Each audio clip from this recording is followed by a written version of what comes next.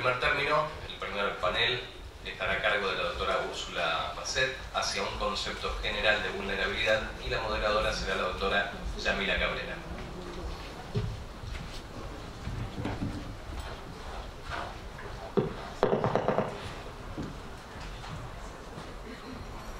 Bien, invitamos a la doctora Basset a subir al escenario.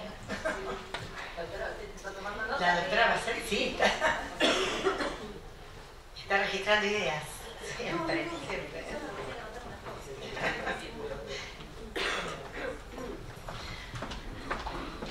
Bueno, es un placer para mí darle la bienvenida a la doctora Úrsula Basset,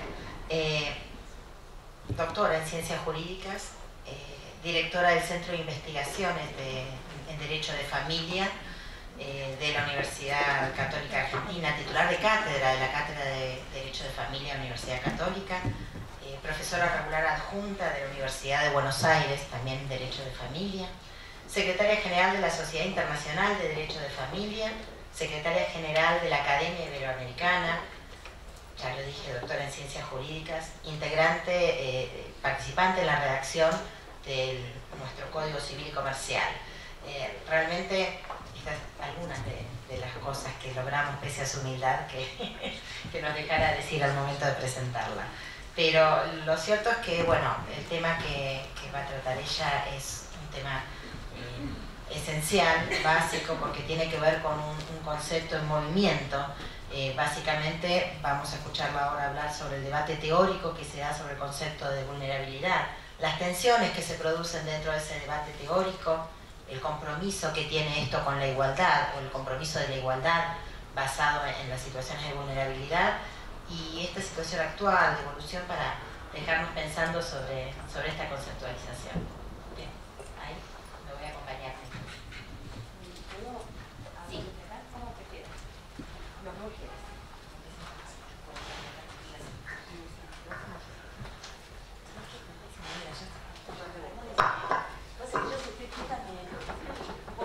Circulando. Sí, no, acá voy a necesitar estar de pie porque tengo que leer. Primero, muchísimas gracias a todos. Muchas gracias a todos, la verdad que para mí es entre conmovedor y muy honroso estar acá. Quiero decirles que la primera colegiación que tengo la tengo de acá. Yo soy colegiada de este colegio. Después me fui a la capital, después me matriculé también en la capital, pero mi primera colegiación es de acá. Y yo acá cuando tenía 14 años venía a escuchar los debates sobre el divorcio, Alejandro Borda y mi madre, Lidia Makievich. Y además de eso, mis primeras formaciones las hice acá. Es decir, cuando me recibí, los primeros cursos que hice los hice acá, con Graciela Medina. Así que es muy significativo, muy agradecida a Fulvio que me hayas tenido en cuenta para esta oportunidad y al presidente y a las autoridades que me hayan permitido estar. Me hizo pensar lo que ustedes estaban diciendo en las palabras introductorias. El otro día tuvimos una reunión académica en una de las universidades en las que estoy y el cuerpo de docentes lo primero que se planteó es un poco qué es la abogacía del futuro y qué estamos formando para la abogacía del futuro. Y lo que nosotros nos dábamos cuenta es que, bueno, además de todo lo que los algoritmos nos van a fagocitar de la tarea a la que estamos acostumbrados a hacer, ustedes saben, en Inglaterra ya es común que haya máquinas que respondan de manera algorítmica a las consultas en los estudios jurídicos o los procesos de familia. Nosotros sabemos que hoy en día se despistan, por decirlo de alguna manera, en el sentido de que una parte importante de esos procesos se responde por máquinas. Es decir, hay máquinas que van respondiendo y lo que está por encima es lo que le toca a las personas. Entonces, claro, nosotros nos encontramos con un umbral completamente novedoso de abordaje de los problemas jurídicos y estamos como mal preparados para dentro de 10 años o dentro de 5 años, que es la inminencia, digamos, menos optimista de que estas cosas vayan llegando cada vez de manera más clara. Fulvio dijo que no se nos escape el conflicto y de alguna manera yo creo que estas evoluciones o este éxito que tiene el concepto de vulnerabilidad en los tribunales internacionales, pero también la jurisprudencia interna, es justamente esa posibilidad de abarcar de una manera novedosa, de una manera creativa y de una manera sobre todo integrada los ámbitos públicos y privados de resolución de conflictos, es decir, la cuestión una visión macro, Yamila decía una visión macro de los problemas, es decir, que nosotros no tengamos una visión sesgada, que es la que nos daría la igualdad. Ahora una partecita chiquitita va a ser abordar eso, y entonces sería un poquito también conectar lo abstracto del derecho con lo concreto de las personas, es decir, ideas que yo creo son muy profundas, pero bueno, con personas y rostros concretos. La verdad es que yo estoy enamorada del concepto de vulnerabilidad. Cuando lo escuché por primera vez me pareció, lo decía hace un ratito, un verso. Me invitaron a un congreso en Francia y yo tenía que hablar de vulnerabilidad. Yo dije, estos son uno de esos versos que se inventa el derecho para recrearse, pero a medida que lo empecé a estudiar vi que estaba bastante sistematizado y que había cosas muy interesantes a sacar.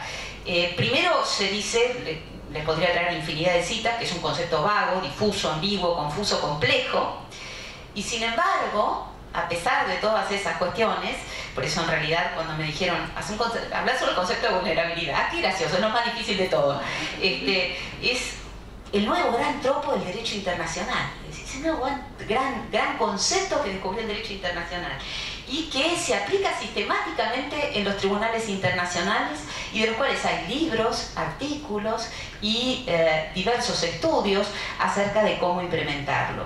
El éxito probablemente esté asociado a la imprecisión del concepto, es decir, lejos de ser una desventaja, la imprecisión del concepto, esto lo digo para que me perdonen de entrada si no soy del todo clara, la imprecisión del concepto es la clave del éxito, porque es que entonces, como dicen otras doctrinas, es dúctil, flexible, versátil, y entonces todas estas cosas hacen que sea muy aplicable, muy utilizable para muchas situaciones, algunas no muy evidentes. En un segmento de la conferencia me voy a dedicar a situaciones que a mí por lo menos me han dejado visca de la jurisprudencia de la Corte Interamericana de Derechos Humanos, ¿no?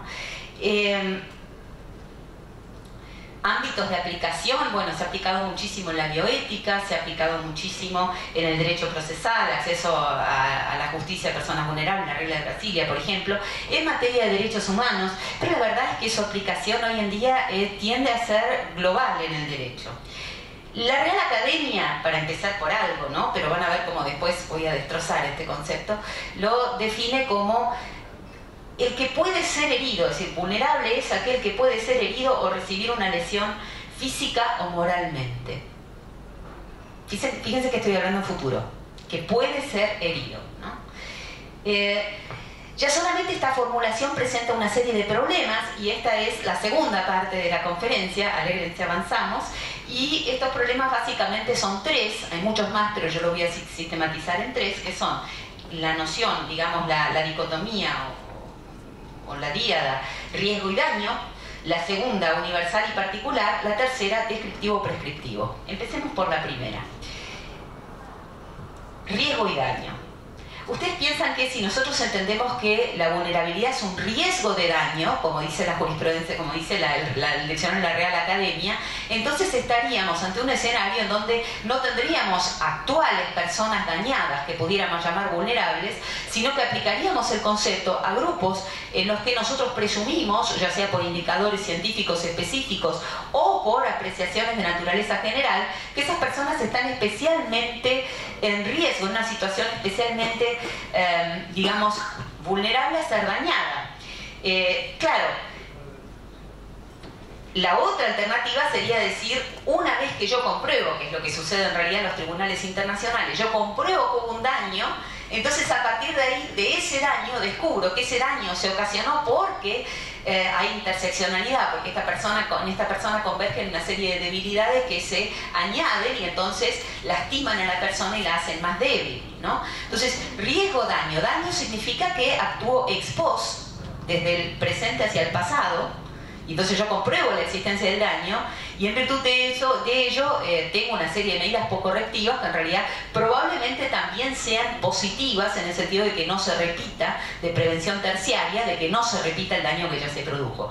El riesgo, en cambio, me obligaría a mi Estado o a mi particular, porque la Corte Interamericana dice todos los individuos están obligados habla de deberes, hacia familia, la sociedad y el Estado, o a mi particular, me obligaría a prevenir, la función que en nuestro derecho está también marcada, preventiva del daño. Claro, son dos enfoques completamente distintos de la intervención, de la obligatoriedad de la intervención. Ustedes van a querer que yo les dé una respuesta y que les diga cuál de las dos es. Pues no, no se los voy a decir, lo van a tener que decidir ustedes.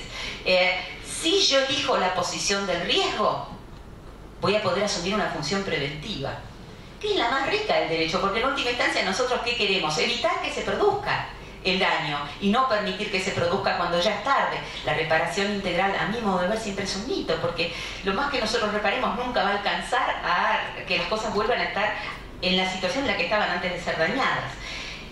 La segunda sería una punitiva correctiva, en donde nosotros intervendríamos ex post y no ex ante, y entonces la reparación siempre sería parcial, aunque pudiera tener proyecciones hacia el futuro.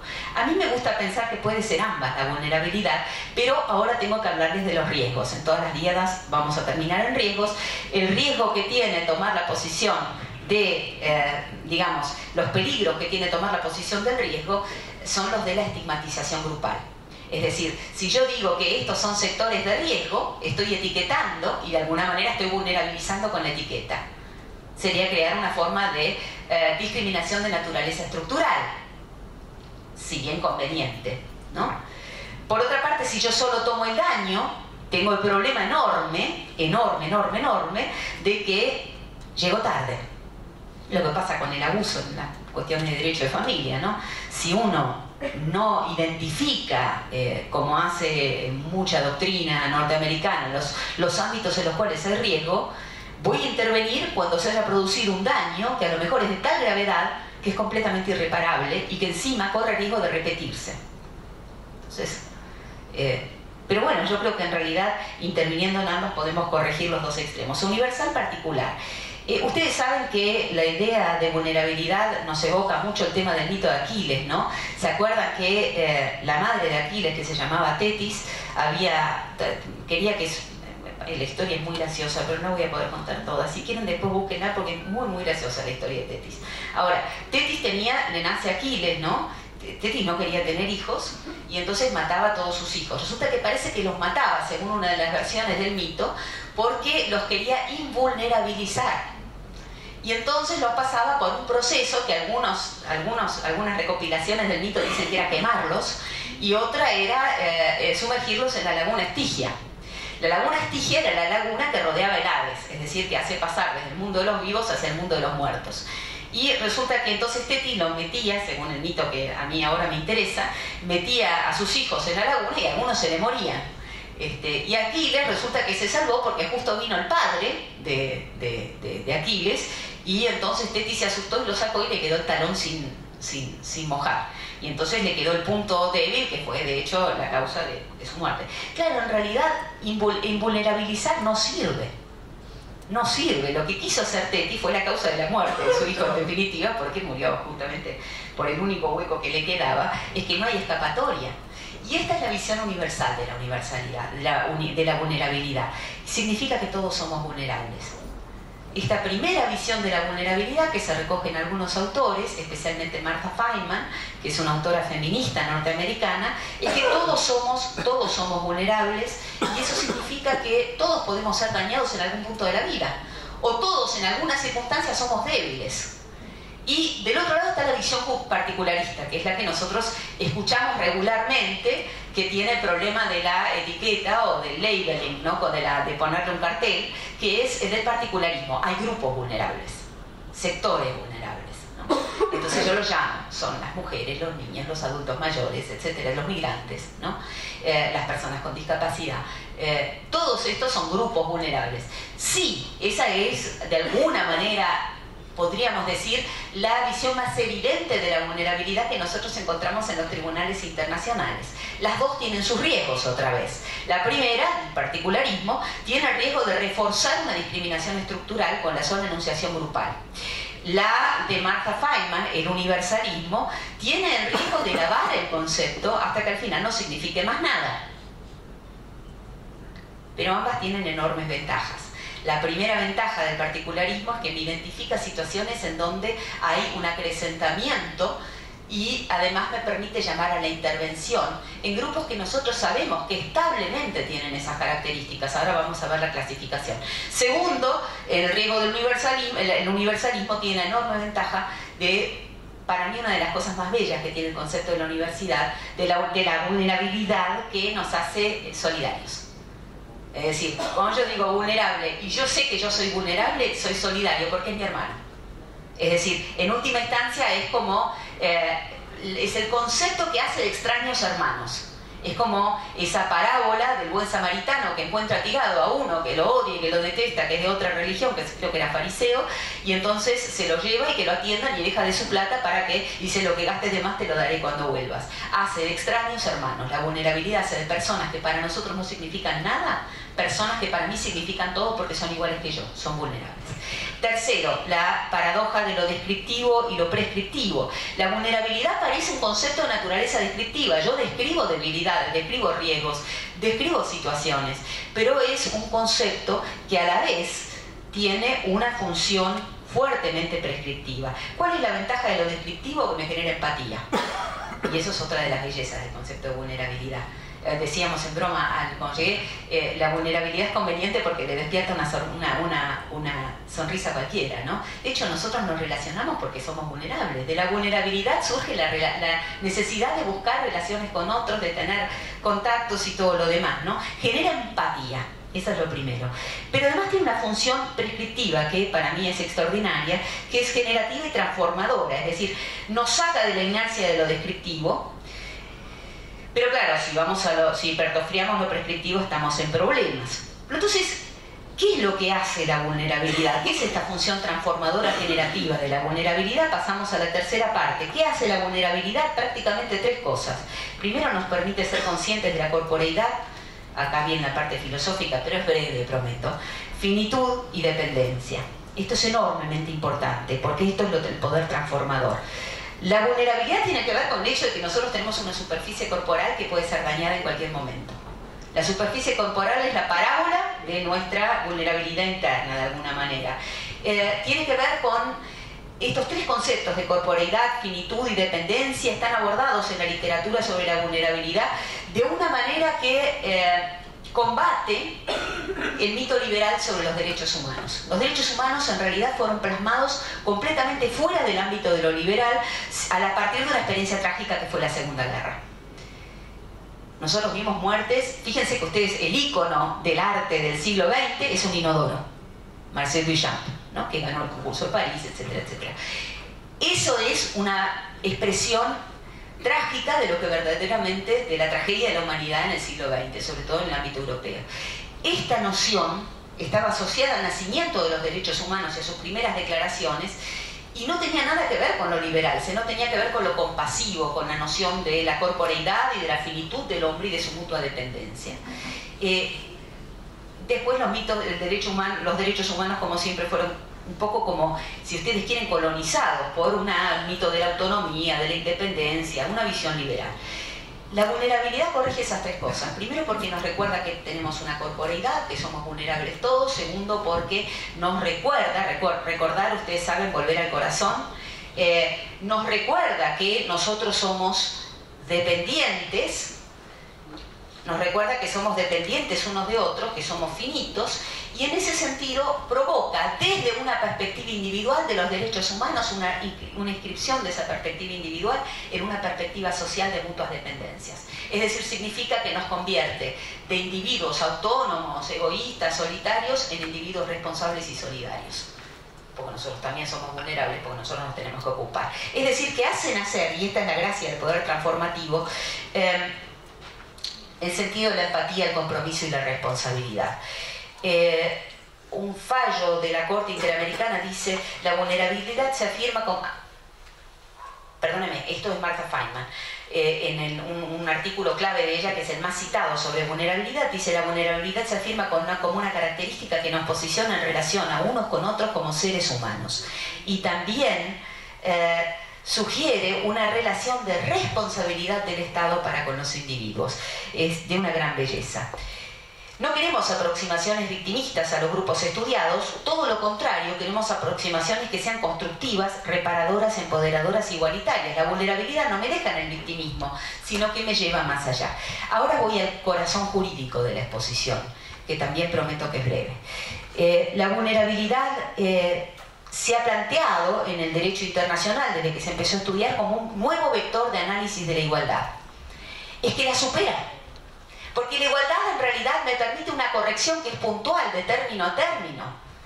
La vulnerabilidad es una visión englobante y superadora. Primero porque me permite responder a las situaciones que en inglés ahora sería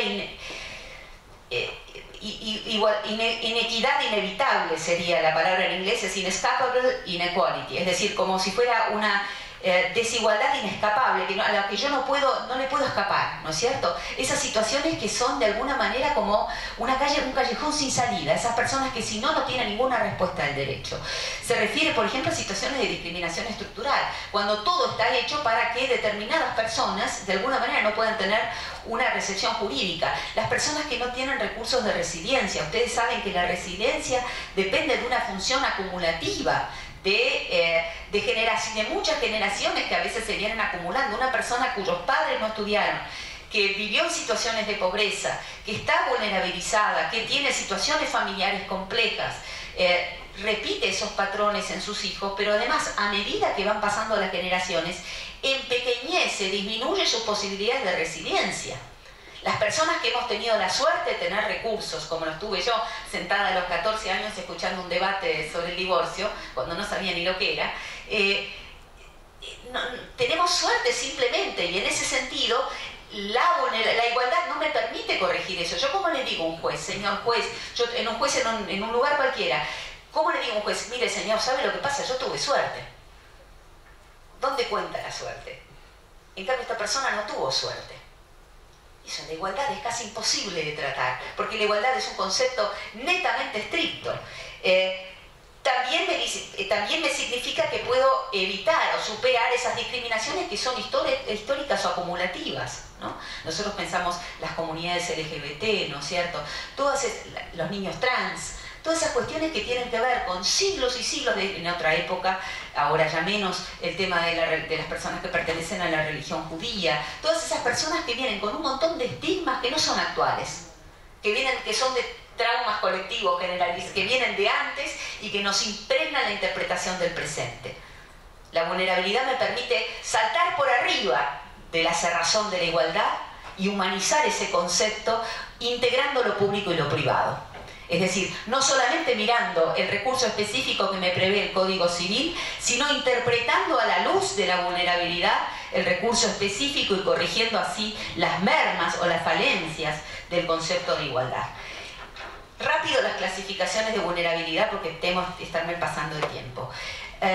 La Corte Interamericana dice, cuando hay restricción en el acceso equitativo a los derechos convencionales, esta es la primera pista que nosotros tenemos. Nosotros sabemos que la vulnerabilidad tiene más que ver con el concepto de equidad, que supera el derecho y es más de naturaleza político-jurídica, mientras que, si bien se utiliza desde el argumento netamente jurídico, mientras que la igualdad es más específicamente jurídica positivada, o sea, me permite superar. La Corte habla de marginados, desplazados internos, enfermos mentales, jornaleros agrícolas, enfermos de HIV, migrantes, adultos mayores, indígenas, niños, para mencionar algunos grupos que la Corte menciona. Ahora bien, hay una serie de clasificaciones que se han hecho para poder establecer quién es vulnerable y quién no es vulnerable. La primera clasificación se refiere a situaciones estables y transitorias. Hay vulnerabilidades que son de naturaleza permanente, por ejemplo, una discapacidad que no sea corregible, o que son transitorias, el migrante, ¿no? De alguna manera la infancia es transitoria en la medida en que se supera con la edad. En cambio, el adulto mayor tiene una vulnerabilidad que va a ser permanente. Desde que comenzó, lo digo yo, que ya estoy empezando, una segunda clasificación que se hace de las vulnerabilidades es la que tiene que ver con la creación, con el origen, con la fuente de la vulnerabilidad, que tiene que ver con los mecanismos que yo voy a aplicar para la corrección. Puede ser creada por el Estado, puede ser creada por los particulares. Cuando es particulares, normalmente nos podemos manejar en el ámbito de las relaciones entre particulares. Cuando es con el Estado, tengo una situación estructural bastante más compleja. Puede ser por acción o por omisión. Si yo puedo crear una vulnerabilidad porque hago algo o porque omito hacer lo que tenía que hacer. Y la omisión obviamente puede ser pasiva o comisiva. Es decir, hay una cita extraordinaria del caso Nadege Dorsema, que ahora les voy a leer, que explica bien esto. Martha Feynman propone un concepto que es muy rico, sobre todo para algunas de las conferencias que seguramente se van a dar hoy, que es la vulnerabilidad constitutiva y la derivativa. La constitutiva es la que tengo yo, la derivativa es la que causo en mi entorno, que la Corte Interamericana recoge muy bien a raíz de mi vulnerabilidad. Yo soy una persona enferma, alguien me tiene que cuidar. El que me tiene que cuidar es vulnerable. Le estoy sacando de su trabajo tiempo, le estoy sacando de sus energías, del desgaste del cuidador. Eso se llama vulnerabilidad derivativa y no siempre se tiene en cuenta. Luego puede ser de jure o de facto, es decir, puede ser una vulnerabilidad que se causa en función de determinadas normas que la están provocando, o pueden ser circunstancias de hecho que la estén provocando. Y les leo el fallo Nadege-Dorsema, que no sé si lo voy a poder leer porque lo escribí con anteojos y ahora lo leo sin.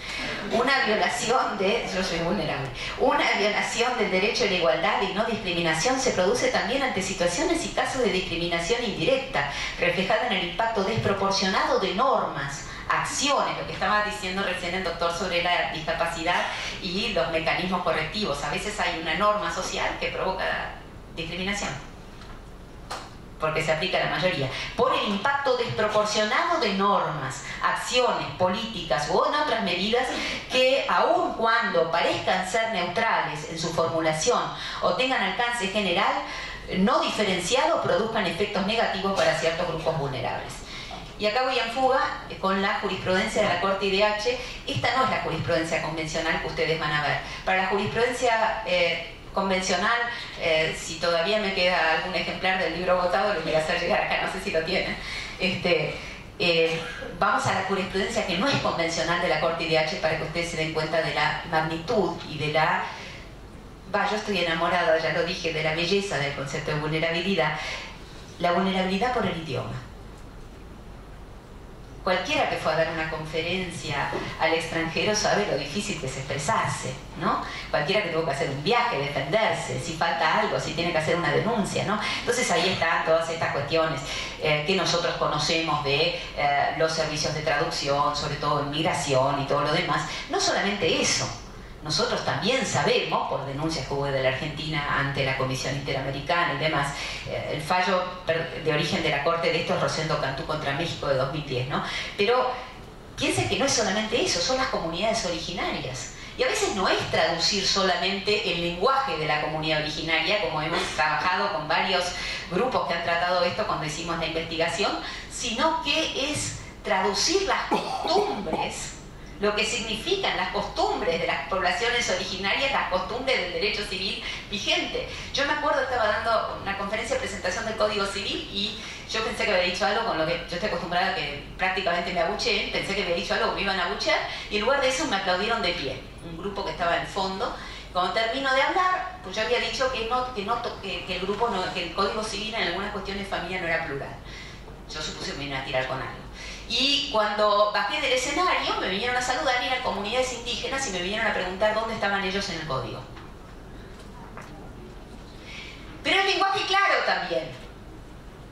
No es solamente eso, el lenguaje claro, eso es el idioma. Y esa es la vulnerabilidad. Cuando me hablan con tecnicismos para acceder a la justicia, yo no sé de qué están hablando. Todas estas cosas son vulnerabilidad y eso dice la Corte Interamericana. El cuidado étnico y religioso. Esto es del fallo, pero ahí están muchos fallos, el fallo Steinegg contra Guatemala de 2010.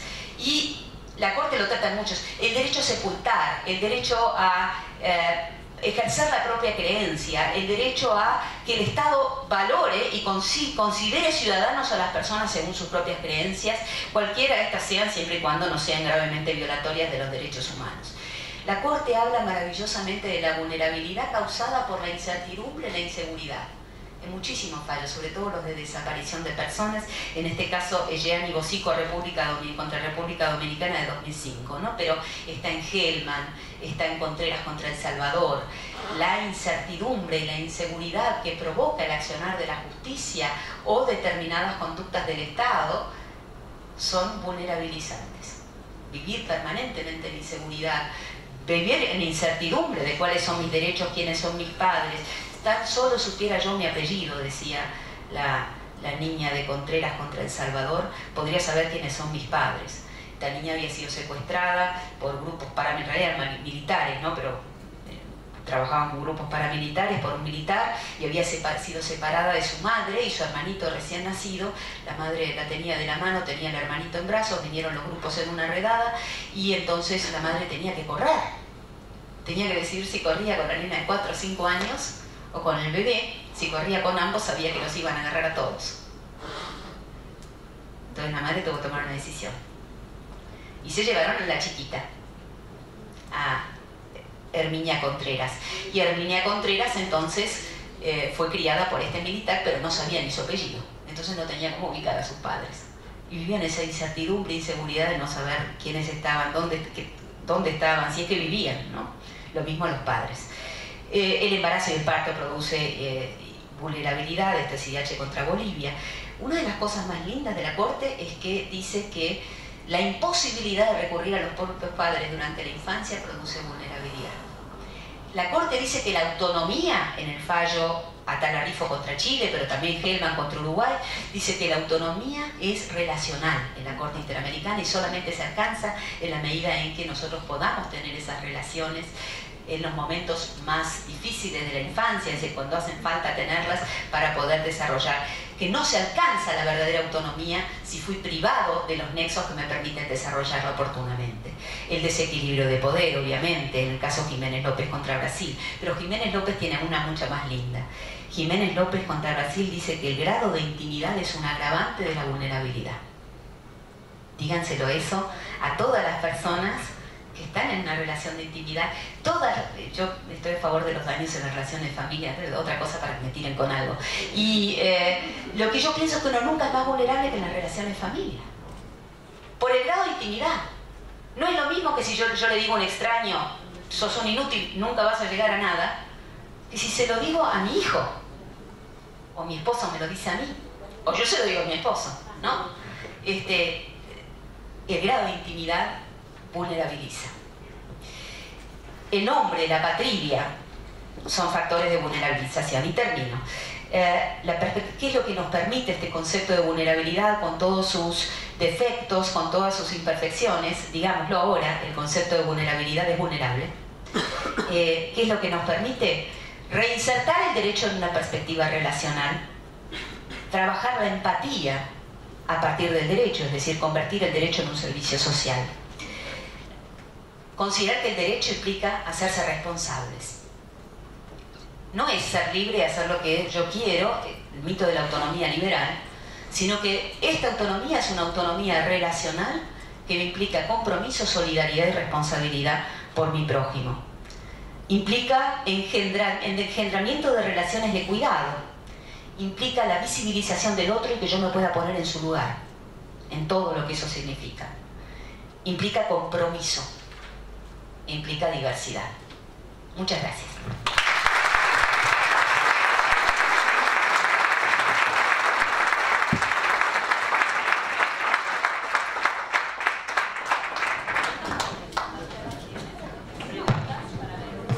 Bueno, muchísimas gracias por la exposición. Nota un montón de conceptos que me apasionaron como parte de este desarrollo. Hay ahora un espacio para la posibilidad de abrir preguntas tanto a los asistentes virtuales como las que ustedes hayan generado. No sé si les han dado algunos papelitos para realizarlas o si no les hacemos sin boche. Tenemos...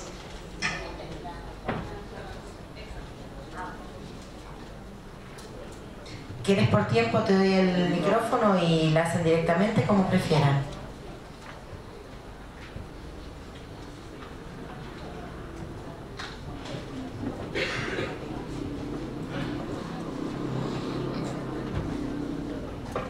Bueno, mientras tanto igualmente te hago una pregunta que tiene que ver con esto de la posibilidad de que hablar de poblaciones en situación de vulnerabilidad corre el riesgo de estigmatizar, ¿no? ¿Qué esquema has visto que se podría desarrollar en términos a evitar esta estigmatización sin hacer que la universalidad lave el concepto, ¿no? De qué manera o cómo en las distintas normativas encaran un poco esta posibilidad de hablar de grupos sin caer en este riesgo de estigmatización. Yo tengo que decir como Graciela Medina, que siempre que va a empezar una conferencia dice no me hagan preguntas difíciles. Es verdad, es una pregunta muy difícil. Yo en realidad lo que pienso, cuando yo lo leí también me asusté porque uno estaba como muy familiarizado con los grupos vulnerables y los grupos vulnerables son eficientes.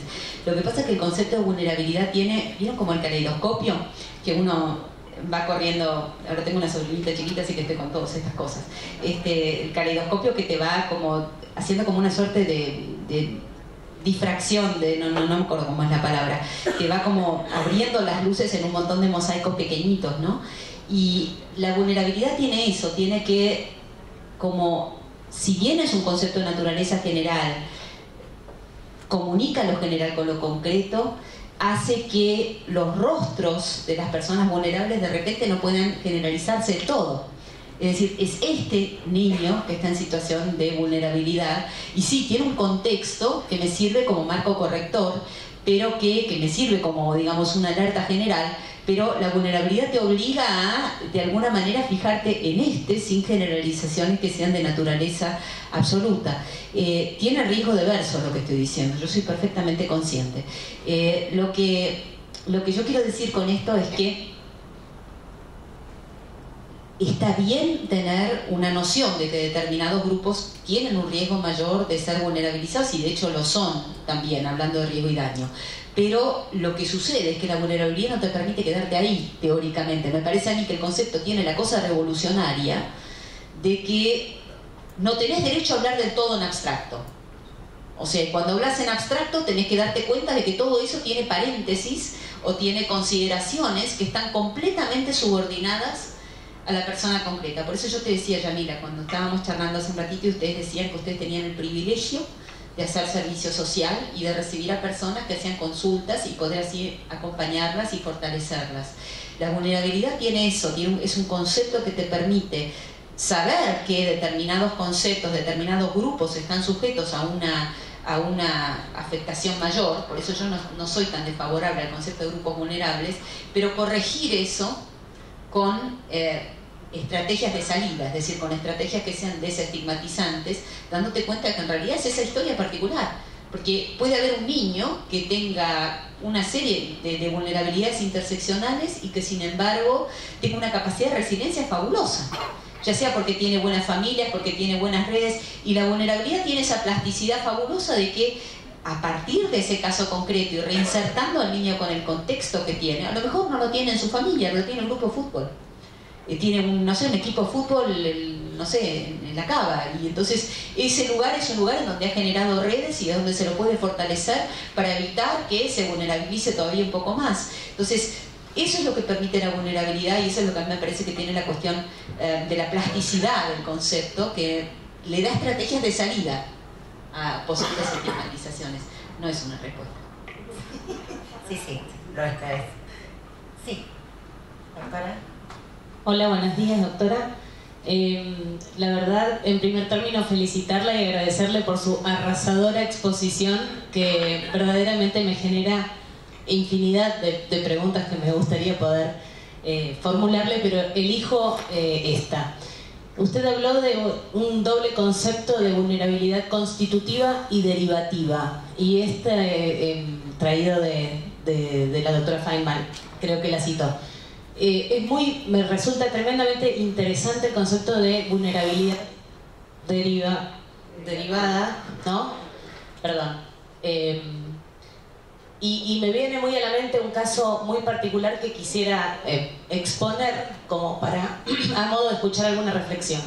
Me toca intervenir como curadora ad bona de una persona con discapacidad declarada restringida de su capacidad, cuya representación se ejerce por la Defensoría Pública en la Justicia Nacional. Me designan a mí entonces para cumplir una serie de actividades en relación a sus situaciones patrimoniales de un inmueble de seguramente muy inferior valía en la jurisdicción de González Catán.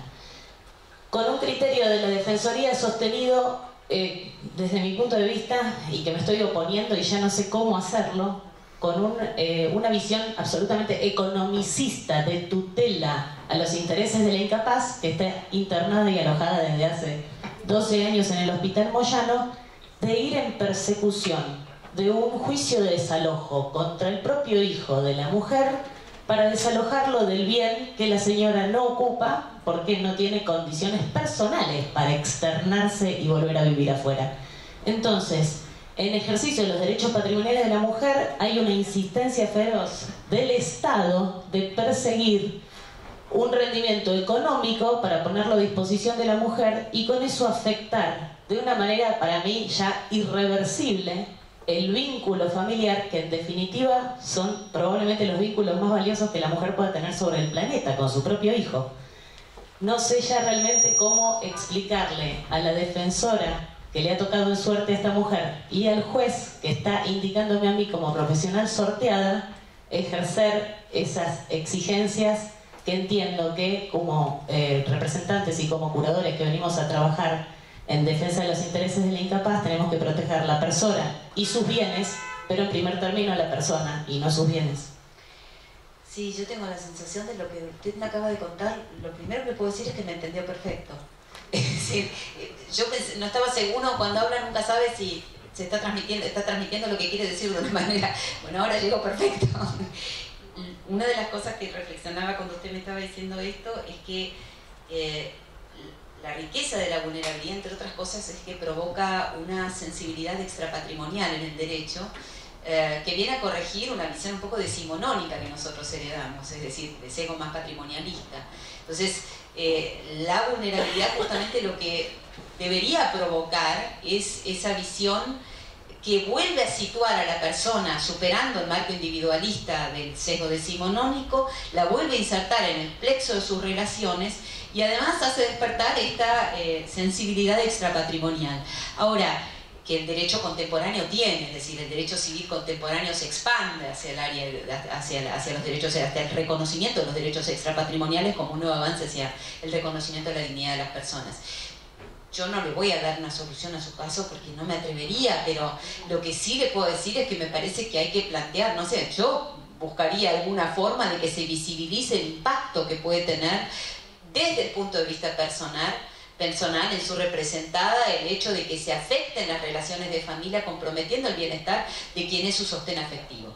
Es decir, se me ocurre que eso puede llegar a buscarse la manera de visibilizarlo a través de alguna pericia, por lo menos yo lo haría de esa manera, pero bueno, no sé si es una respuesta. Me parece que efectivamente esto es lo que está llamado a ser el concepto de vulnerabilidad, es decir, desarticular redes de comprensión que son demasiado estrechas para las problemáticas y abrir la interpretación hacia visiones que son más globales.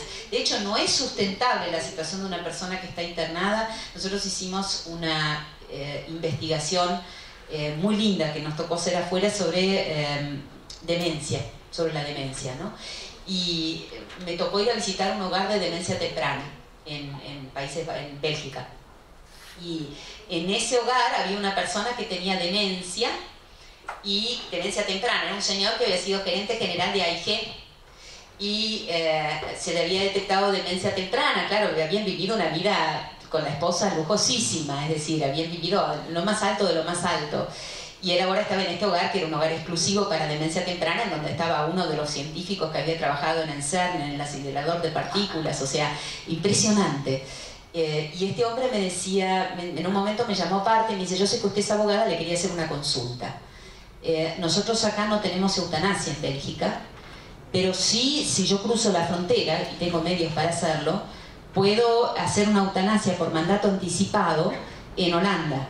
Entonces me dice: yo estoy pensando en hacer una eutanasia, en hacer un mandato anticipado para la eutanasia en Holanda, pero no sé cómo manejarlo. Entonces yo le pregunté: cuando llegue el momento, ¿usted está seguro que se va a querer morir? Es decir, porque usted lo decía anticipadamente, pero hay que ver qué es lo que quiere. La demencia no siempre evoluciona de tal suerte que los pacientes dementes son infelices, ¿no? Hay que ver si este criterio de la diversidad que provoca la vulnerabilidad. Dice: sí, pero ¿sabe lo que pasa? Cuando se lo dije a mi esposa, lloró una semana seguida. Eso es lo que permite interpretarse. Es decir, en realidad el valor de la vida de ese señor no era individual, era social y estaba marcado por interpretaciones de entorno sobre cómo iba a avanzar la cuestión. A mí me parece que eso es un poquito la respuesta, es decir, el entorno, la salud, digamos lo saludable del entorno, el bienestar del entorno, es muy importante para el bienestar del paciente. Por eso sí, el concepto de vulnerabilidad derivativa es muy rico. ¿Alguien más? Sí. Pregunto así. Soy Carmen Barbero. Así que es una felicidad enorme de tenerla acá. Para mí también es muy conmovedora, muy importante. Me quedé con un tema más filosófico, porque con el tema de la función preventiva, que también se empezó a hablar mucho acá. Yo estoy participando del Colegio de Magistrados y fue el tema de la última reunión. Entonces, ¿cómo usted habló de la jurisprudencia de la Corte Interamericana? ¿Cómo podríamos aprovechar esa doctrina que está actuando bajo la teoría del daño, si no entendí mal? O sea, que ya está reparando un daño, diciéndole al Estado en qué falló, en qué puede mejorar, basándose en alguna, como entiendo, siempre se hace una observación, se manda a una persona y se le dice al Estado en qué falló, pero ese daño ya está consumado. ¿Cómo podríamos aprovechar, o en qué aspecto usted considera que toda esa doctrina se podría aprovechar para que esto de la función preventiva sea una realidad? Por ejemplo, ¿deberíamos intensificar en lo que es el legislativo? O sea, ¿debería haber más leyes preventivas? Esa sería como mi pregunta. ¿Cómo hacemos que la función preventiva sea real y en qué medida esa doctrina se puede aprovechar? Muy interesante, Carmen. Yo también estoy muy contenta de estar acá y de verte. Lo cierto es que se han dado algunos cursos de capacitación con magistrados sobre el tema de la vulnerabilidad, y una de las cosas más interesantes que tengo yo, que ahora no estoy ejerciendo, es ver lo que ellos me cuentan de cómo lo implementan.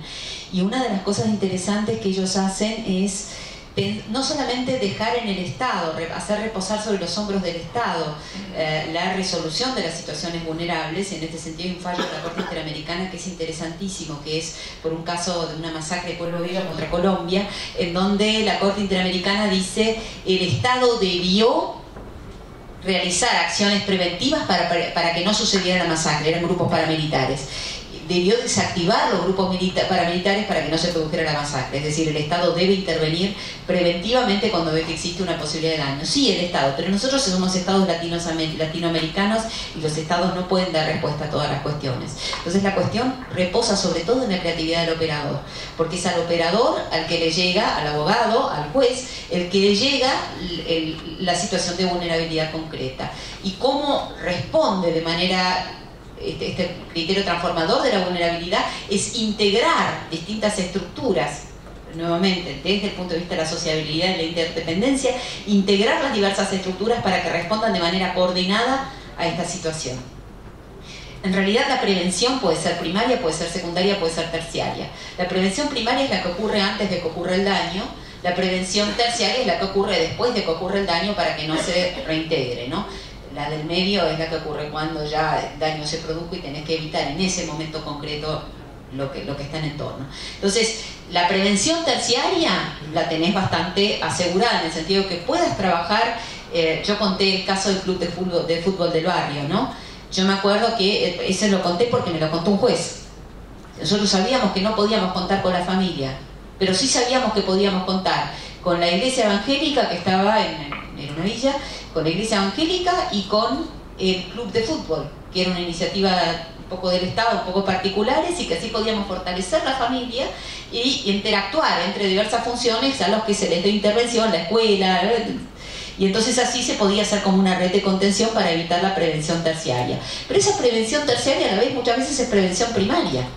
Es decir, si yo de alguna manera prevengo terciariamente en este grupo, a la vez también genero paradigmas, esto se está trabajando mucho en abuso infantil, paradigmas que me permitan educar tempranamente para que haya detectores y que entonces yo de alguna manera pueda intervenir tempranamente antes que las cosas pasen.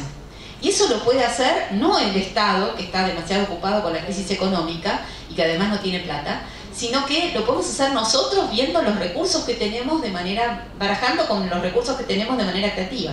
Eso pienso yo.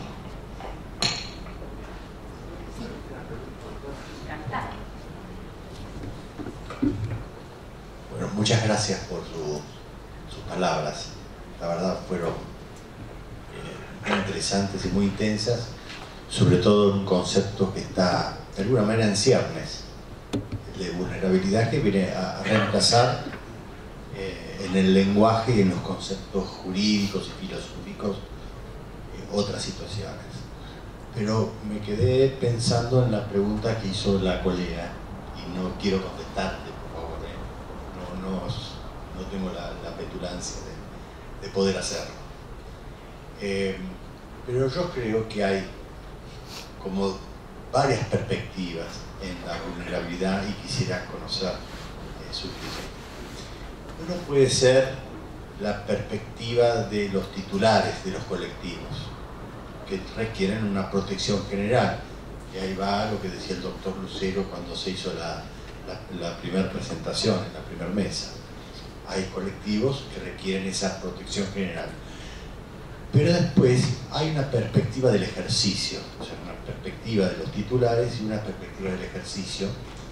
La perspectiva del ejercicio, por lo que yo pude entender de su exposición, es cuando se requiere una suerte de doble o triple intervención, porque en el ejercicio puedo tener, como en el caso de la colega, no solamente un tema de daño, sino una vulnerabilidad sobre otra vulnerabilidad y quizás sobre otra vulnerabilidad. Entonces, se puede, no sé, como es un concepto que está en construcción, quería decirle esto y saber si usted lo piensa de igual manera.